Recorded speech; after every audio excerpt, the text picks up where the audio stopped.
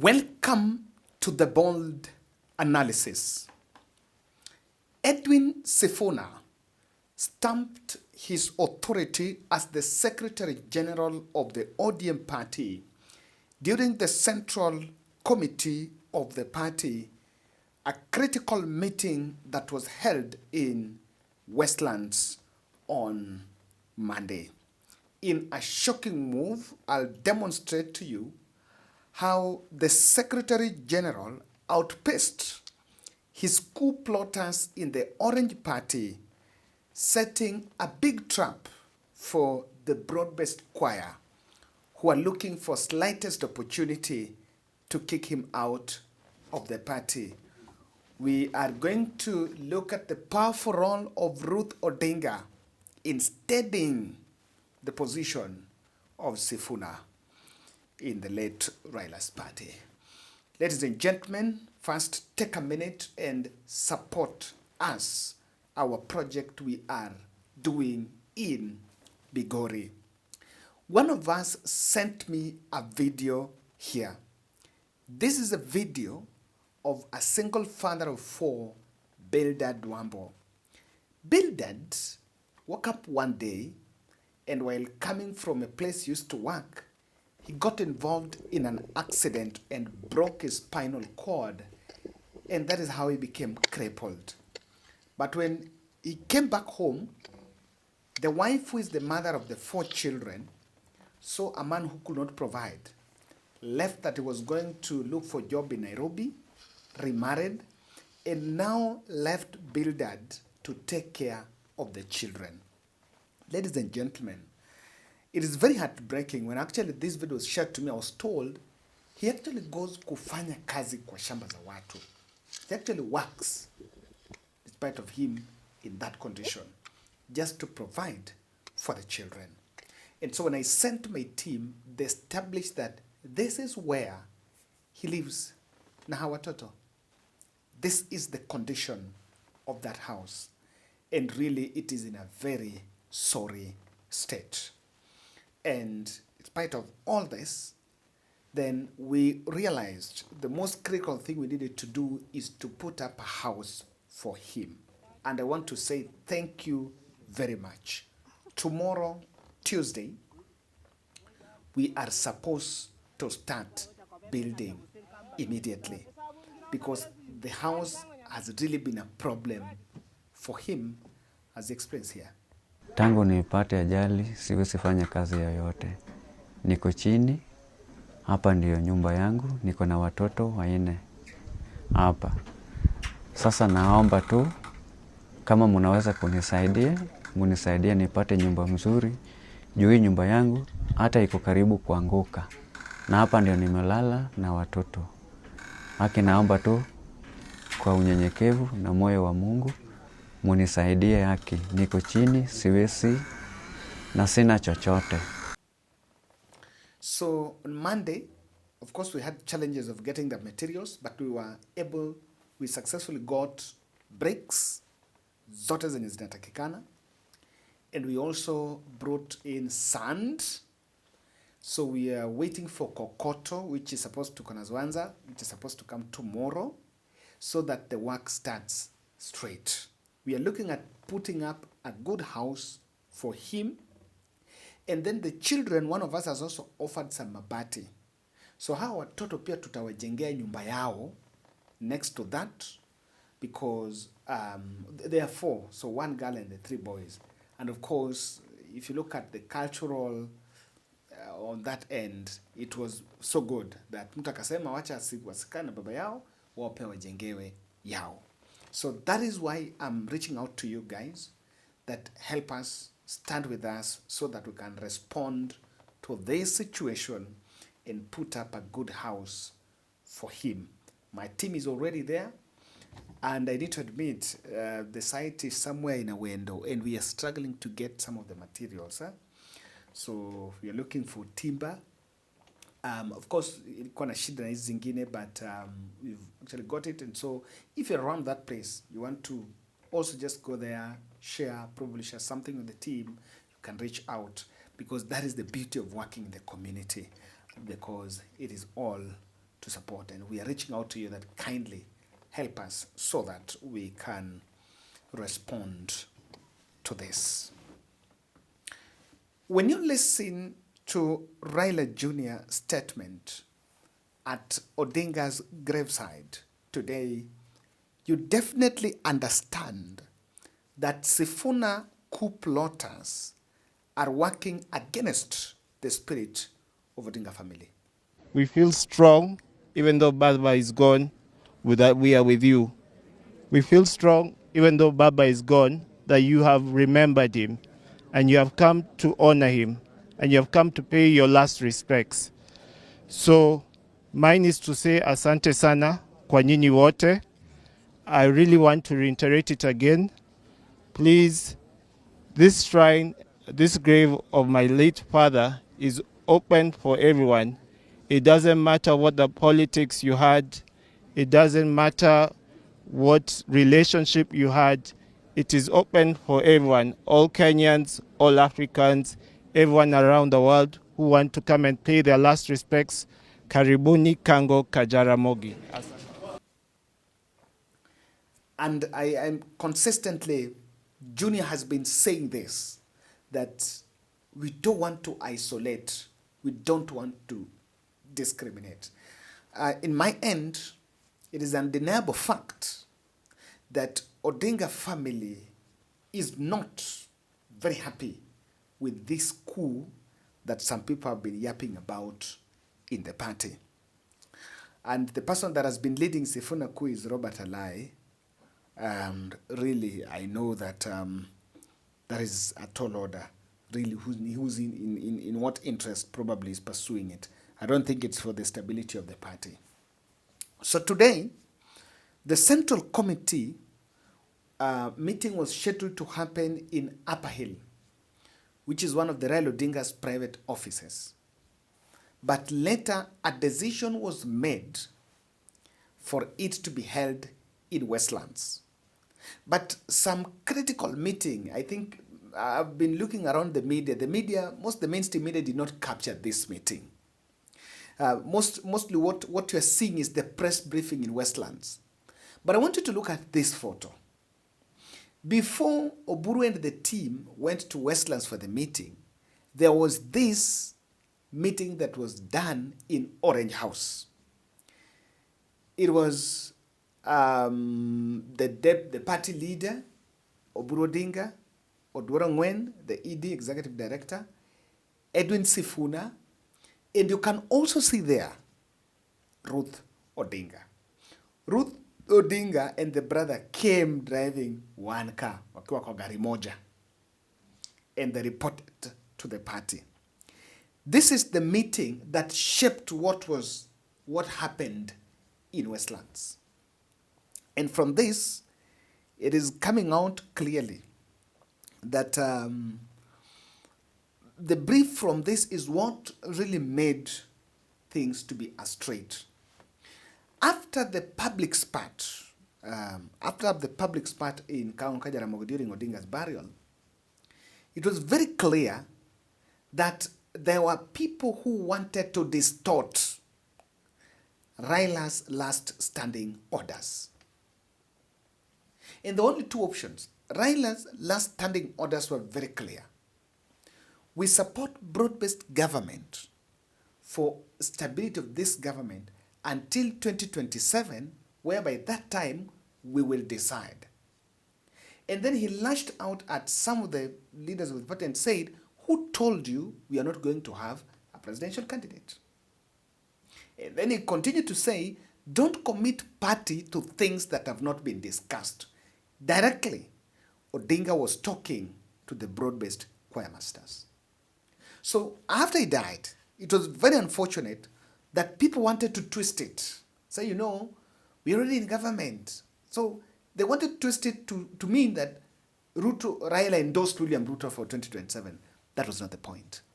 And clearly, from the statement that was read by Sifuna, you will understand that Raila family seemed to have taken a straight point that let's take the last instructions of Raila Odinga. You need to understand that Ruth Odinga is Raila's younger sister. She was with Raila when Raila died in India. Amongst family members, she was in India. This means she was very close to Raila. And even these political scavengers who keep on shouting about how Raila called us 2 hours, 3 hours before he died, this and that, they're only trying to gain some small political mileage. But if there is someone who could be holding a political wheel from the late Odinga, that person is Ruth. And Ruth is also very close to Mama Ida. It is an undeniable fact that ejecting Sifuna is tantamount to killing the party from this point. And these frustrations have been coordinated just to make sure that he leaves, and then he be branded as a Rigathi sympathizer. Now, if you want to understand, the language seemed to have changed. On Monday, one of the deputy party leaders, Abdul Swamad Nasir, was in one of the TV stations, that could be NTV, and from saying we endorse William Ruto as the presidential candidate, we are this and this, and from Ruto endorsement, they're now retreating and speaking the language of there is no written agreement between ODM and UDA. Shift the narrative. We had a 10-point agenda that was signed between us and UDA at KICC, and what we had agreed then in the previous meetings, chaired by Baba himself, was that there was going to be a team. And there was a team that was put into place, a team of technocrats to sit down with a team of technocrats from the other side for them to be able to now let us know where have they been able to reach on those 10-point agendas. So we don't even look at it as a political narrative, but actually as a practical solution to the issues that we actually raised in the 10-point agenda. So those are the 3 major issues.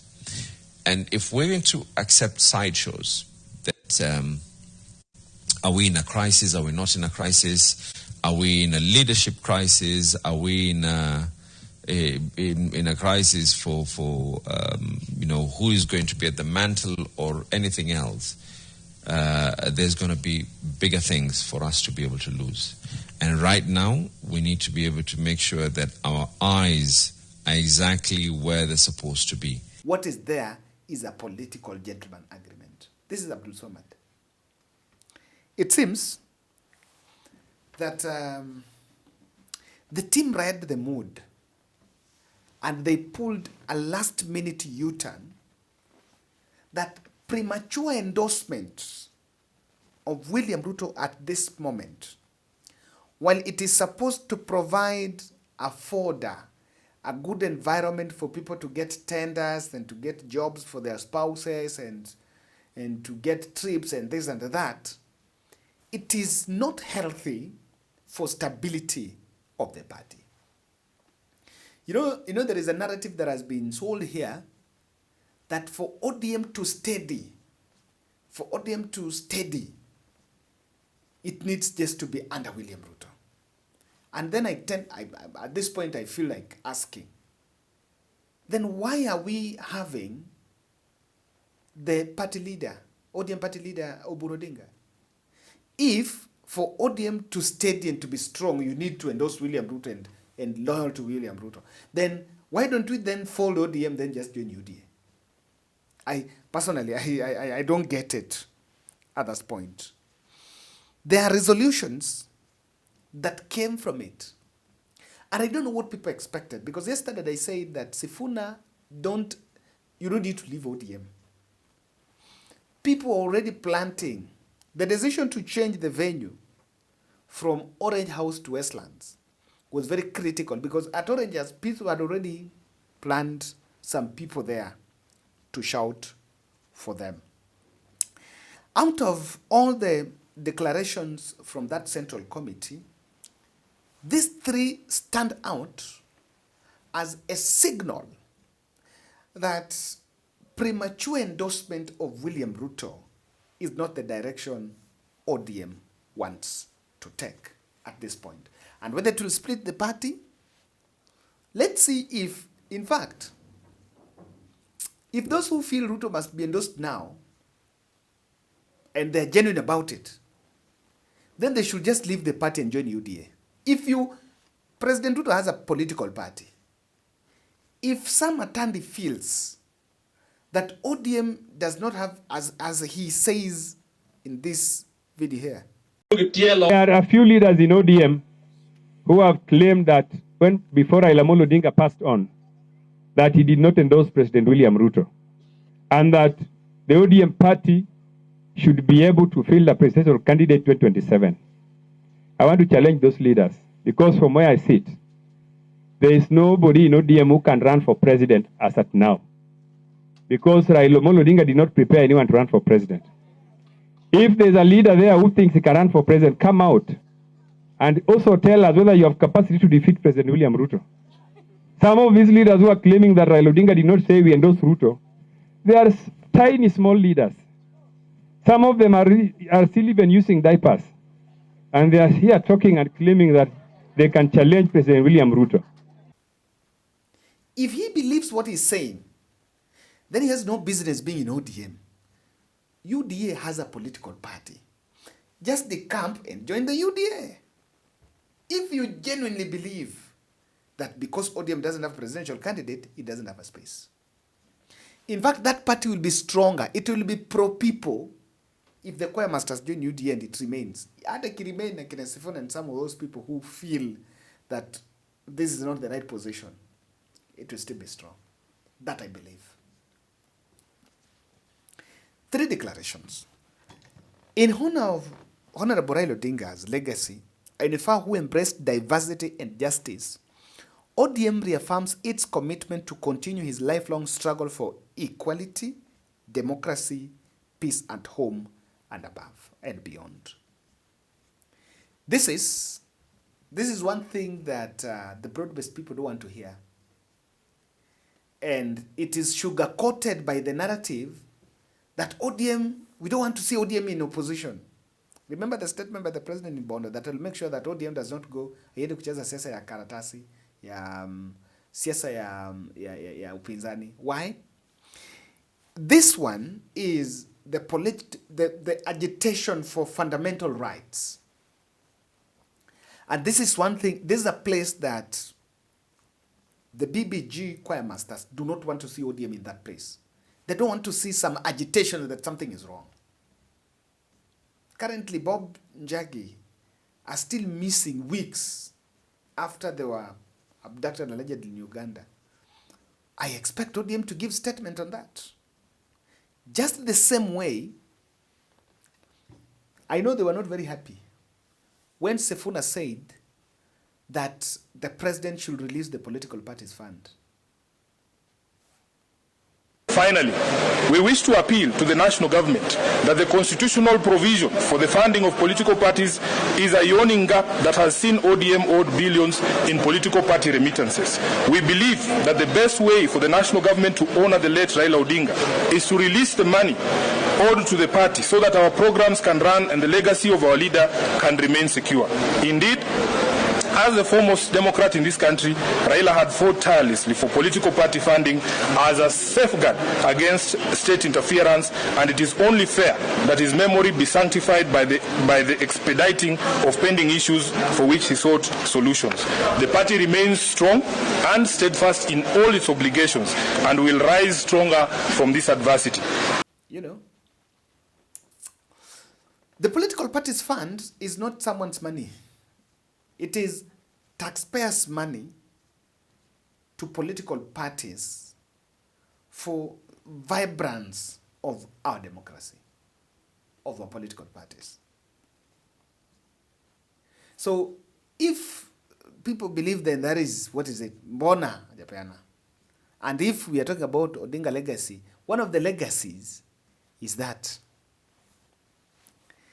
commitment to Raila's vision. And this is what they're saying.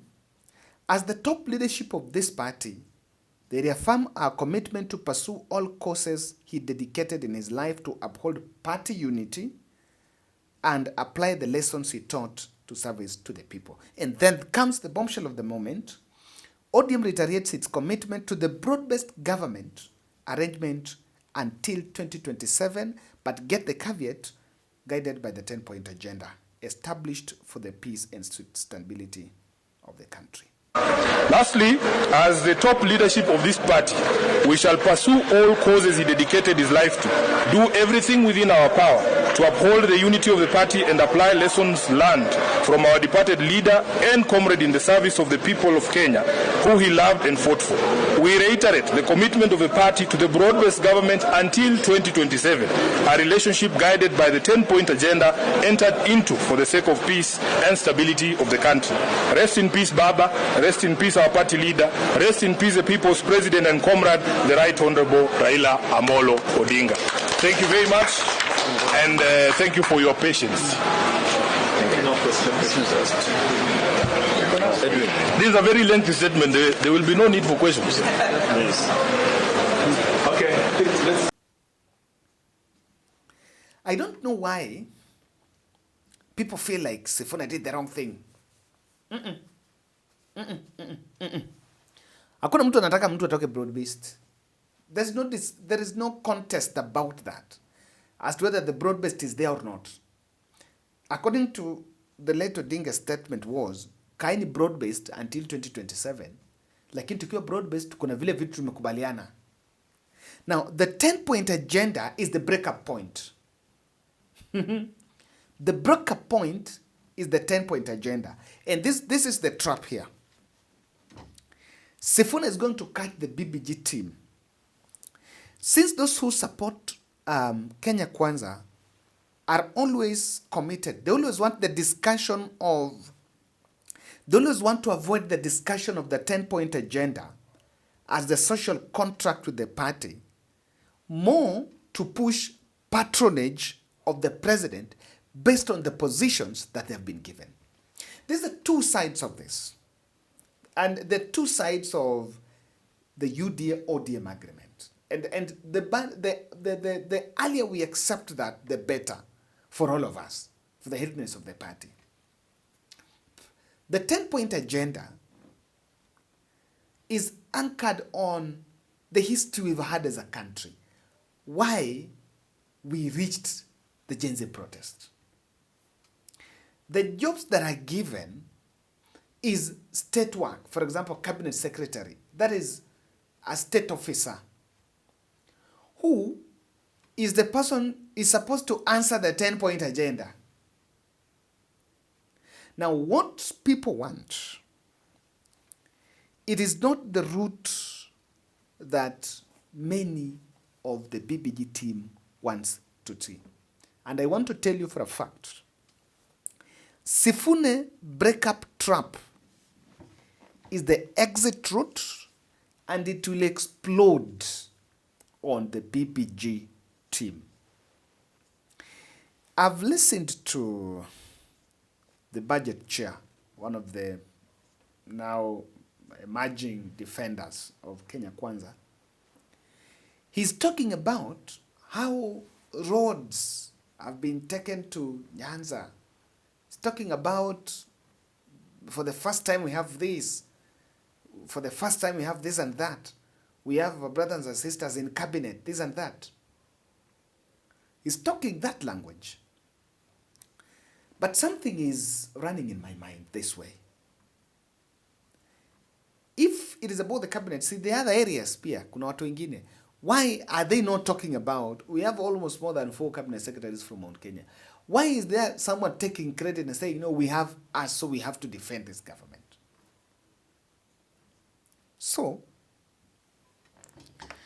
we understand that premature endorsement is simply, it is simply a tool for people to lobby for their interests.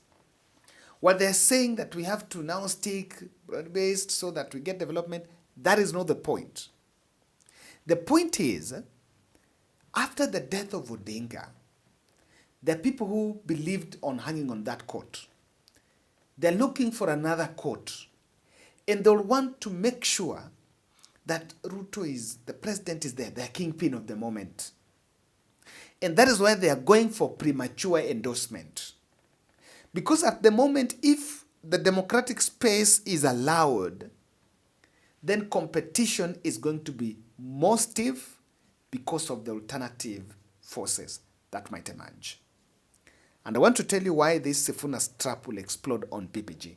But remember to take a minute first and support our project here to build a house for Biladad, and father of 4 who got involved in an accident, was crippled, and is really living in a bad condition, in a house which is in a bad condition, has been forced now to work to do manual jobs in the community just to provide for his children. So we are undertaking, and our team is there to make sure that we put up a house for him. So take a minute and support that project. This is it. Number one, it is very clear, and I can tell you, that the Sifuna coup plotters will really have a lot of heavy lifting. And at this point, I agree with those who say, don't leave. Let them do the thing. The country is watching. It gives a window for Ruto scrutiny. Because we're saying we're giving until 2027 when we have the 10-point agenda, which, I like the word Sifuna says, that is the checklist. It allows the party to scrutinize power. And I agree with that. The scrutiny is very important because that is what will advance the ideology of the ODM party. The party was formed on scrutiny. If this is not wrong, if this is wrong, it is wrong. But the latter, the other side of the coin, was we wanted to create a second UDA. One that will always salute and say, yes, sir, yes, sir. And I don't know why people don't want scrutiny. Because scrutiny is understood as agitation. When someone asks a question, someone says that person is protesting. The second, why that trap will fall is this. We'll explode on them is, the 10-point agenda will actually form the basis of ODM backing the president. And not, let me tell you, the experts and a clique of some sympathizers are so keen on telling the people, there was a story about affordable housing, a market there, a 5-kilometer road there, and this and that. There are things they cannot talk about. They cannot talk about human rights. They cannot talk about the fact that some 2 Kenyans are still missing to date. They cannot talk about the fact that lecturers have been on strike for the last better part of this semester. And the university education is almost on its knees because of lecturer strike. And no one, they don't want to talk about that. Now, the issue of don't endorse Ruto now is supposed to give ODM party, tomorrow they should issue a press briefing on this, a press briefing on that, a press briefing on this corruption. Sahi hata kuna tena dawa ingine imepatikana huko kwa ocean. The party that I knew, the ODM that I knew of the Raila spirit, was supposed to have issued a statement on such. So, the re-election is not just banked on what you want to tell the people to hear, but also what was agreed. And Odinga's shield on Sifuna throws coup plotters back to the drawing board. Thank you guys, and let's meet in the next.